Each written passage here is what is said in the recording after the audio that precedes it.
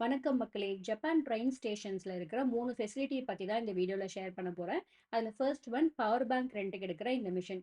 இதே மாதிரியே wifi, packet வைஃபைன்னு சொல்லுவாங்க. அதையுமே ரென்ட்‌க்கு எடுக்கிற ஒரு மிஷின் இருக்கும். அண்ட் இன்கேஸ் மழை பெய்யுது ஆர் வெயிலே தாங்க முடியாத அளவுக்கு இருக்கு அப்படின்னா, கொடை நீங்க ரென்ட்‌க்கு எடுத்துக்கலாம். இந்த மாரி 3 ஃபெசிலிட்டீஸுமே ரயில்வே ஸ்டேஷன்ஸ்ல இருக்கும். Not only in railway stations, பெரிய பெரிய மால்ஸ்ல, அப்புறம் கன்வீனியன்ஸ் ஸ்டோர்ல கூட இந்த ஃபெசிலிட்டி அவைலபிளா இருக்கும். எப்படி ரென்ட்‌க்கு எடுக்கிறது? எல்லா ப்ரொசீஜரும் இங்கேயே குடுத்துருக்காங்க. ஆப்வியஸ்லி அந்த கம்பெனிக்கான ஒரு ஆப் இருக்கும். அத நம்ம டவுன்லோட் பண்ற மாரி தான் இருக்கும். அதுக்கான கியூஆர் கோட் எல்லாமே அங்கேயே குடுத்துருக்காங்க. ஜஸ்ட் அந்த மிஷின்ல போயிட்டு கியூஆர் கோட ஸ்கேன் பண்ணி டவுன்லோட் பண்ணிக்கிட்டோம் அப்படின்னா, அதுவே எல்லா ரூல்ஸையுமே சொல்லும். நம்ம அந்த ஸ்டெப்ப அப்படியே ஃபாலோ பண்ணிட்டு ஈஸியா ரென்ட் பண்ணிக்கலாம். அண்ட் இங்க ரென்ட்‌க்கு எடுத்துட்டு திருப்பி இதே இடத்துல தான் வந்து ரிட்டர்ன் பண்ணணுமான்னு கிடையாது.